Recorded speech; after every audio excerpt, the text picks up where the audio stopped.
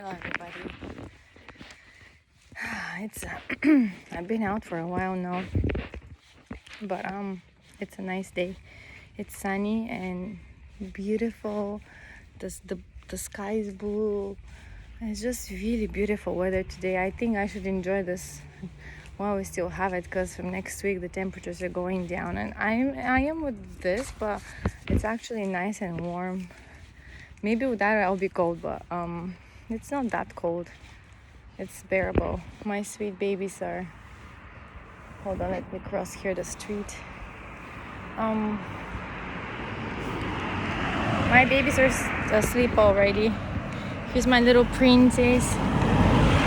She's very beautiful. And here's my little guy. I hide him from the sunshine so that his cheeks don't get like really burned red.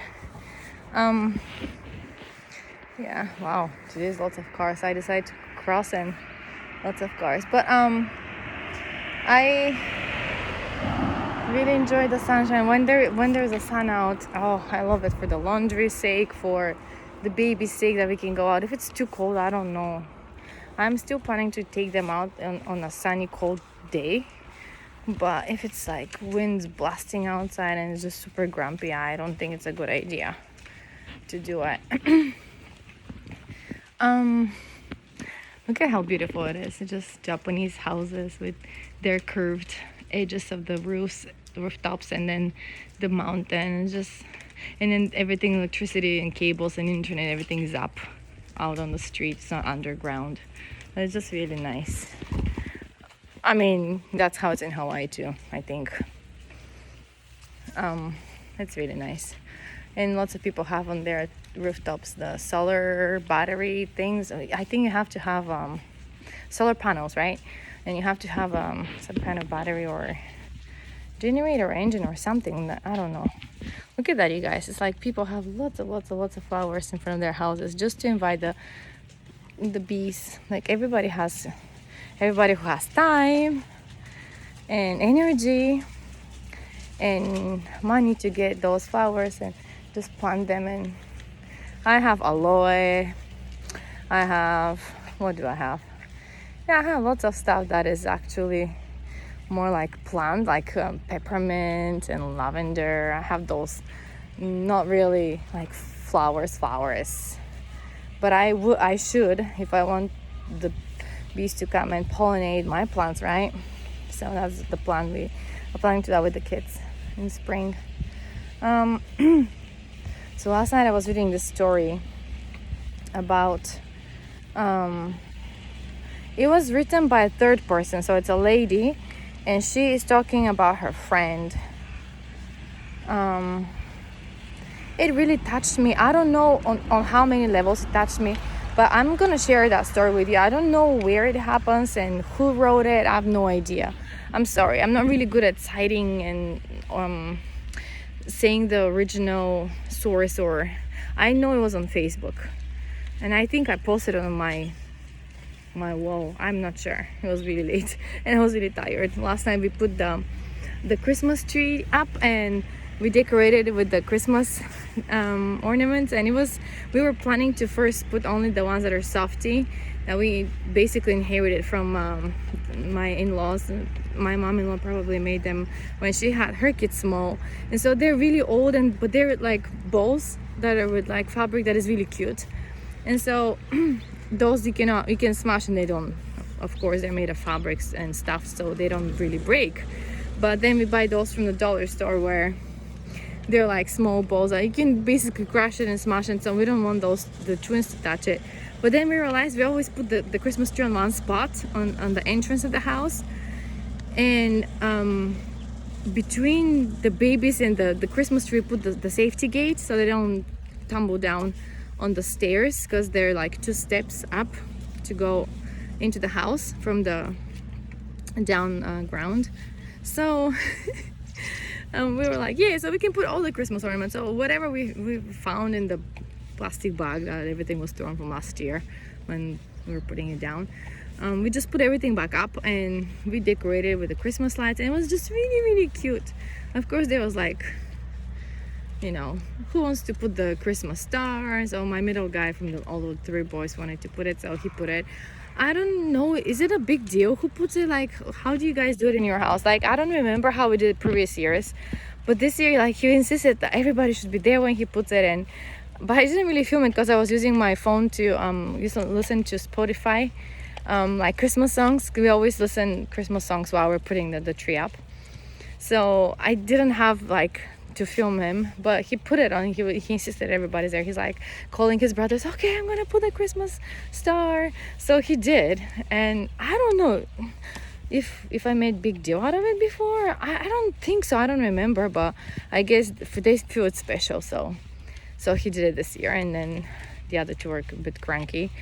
But it's okay. I was like, guys, just help me with all the Christmas decorations to put them on. So we made the entrance of the house to look like festive at least, and that's about it.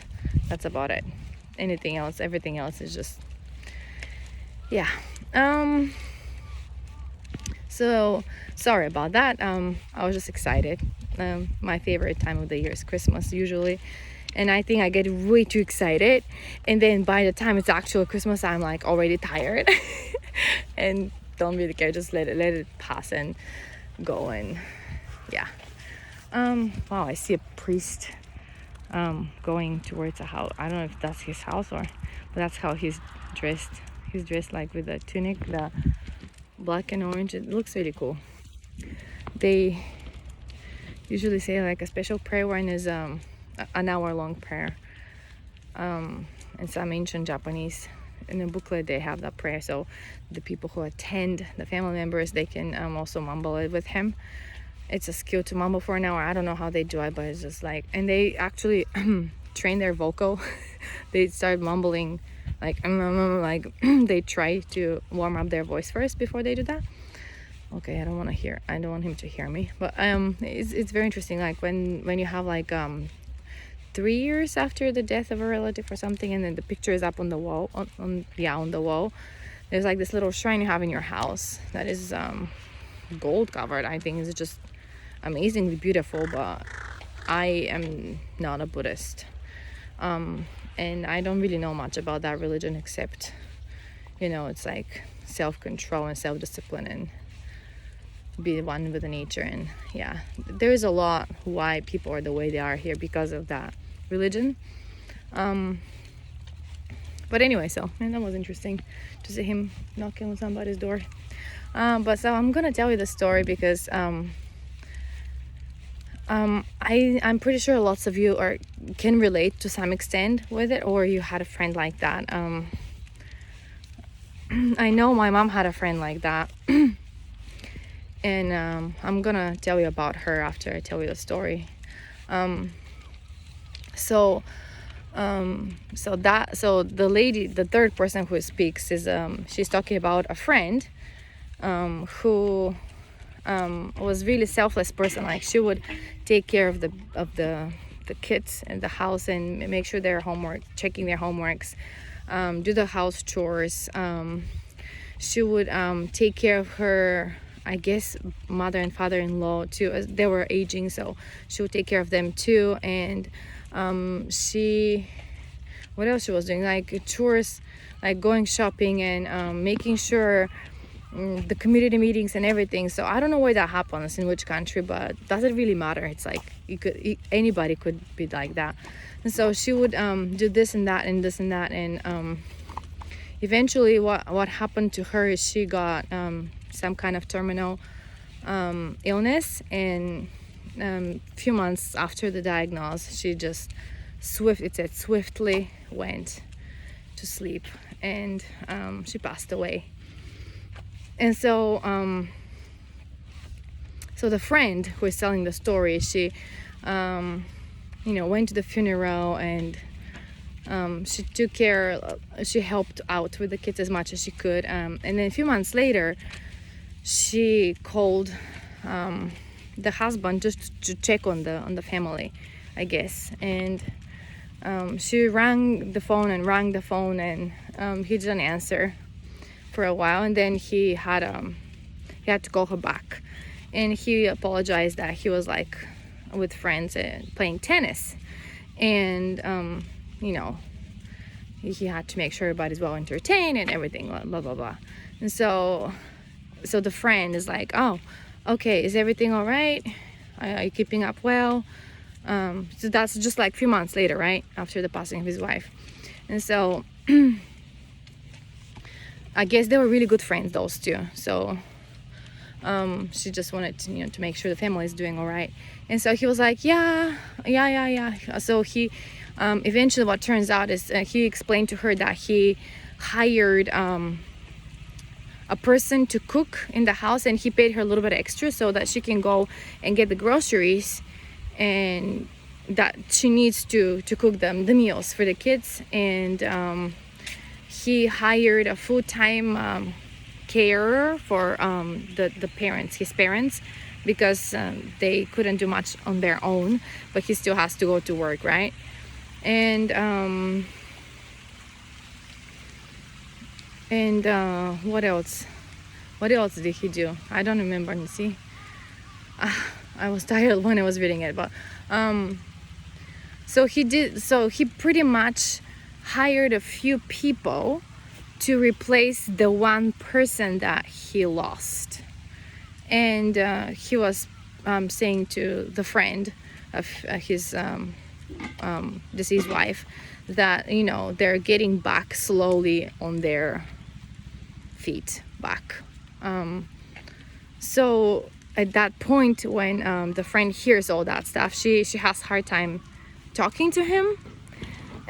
She's like feeling this lump in her throat, and she's like choking, and she's like, oh, okay, I just wanted to make sure everything's okay with you. And so she hangs up, and she just starts crying. She starts crying because she realizes that she just remembered, I guess, how many times her friend, who now is deceased, had to check homeworks and be with the kids on their projects for school, and how many times she missed gatherings with friends or from work or whatever. I don't know, like she missed wedding receptions, she missed meetings, and she missed lots of events that she could have enjoyed, because she had to attend her parents-in-law and her kids and all the chores at home.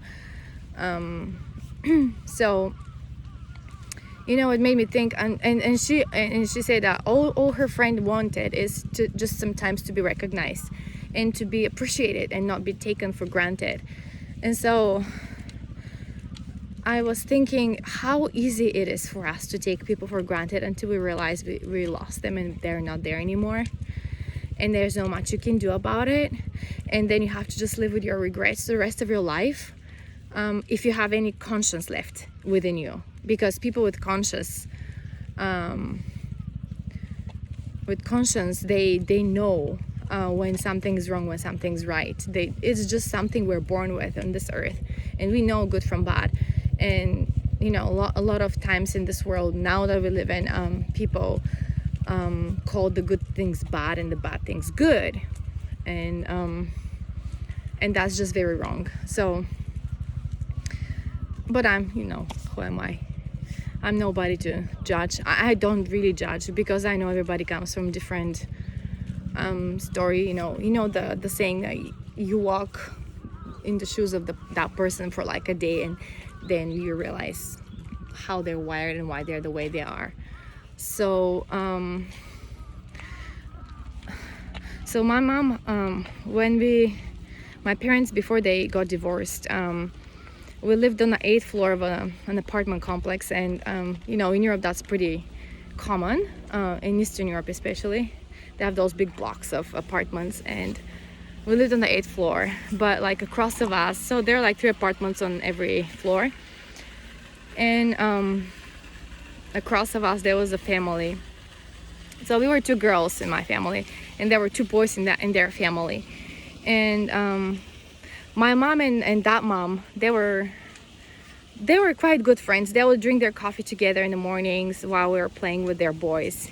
And I didn't really like them, but like I like their toys, I guess. So so we would play with their toys, and sometimes they would come to our place, but mostly we would go to their place, to their apartment, and we would play with the boys, and then the moms would talk. And sometimes I could hear her crying from the other room. I always thought, like, how when you're a kid you always think the others have like more shinier toys and better apartment and everything's better. But so we would talk, and then they would talk, and then we'll go home, and my mom will be like kind of like sad and quiet. And so eventually she passed away. She developed some kind of cancer, I think. I'm not sure, I was really small, but so she was gone. But here's what happens, you guys. That's a twist. Before she passed away, actually, a few times I remember somebody ringing on the doorbell, but like before that you hear a big bang, and you can actually hear outside where the elevator is. They live like, their door was right next to the door of the elevator. So you could hear like a big bang, and then somebody like small steps like running towards our door, and you can hear like apartments, in apartments you can hear everybody's everything. So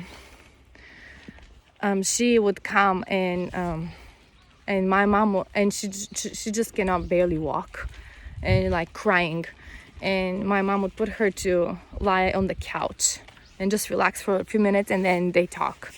And so my mom was like the safe harbor for her in moments when her husband would beat the crap out of her.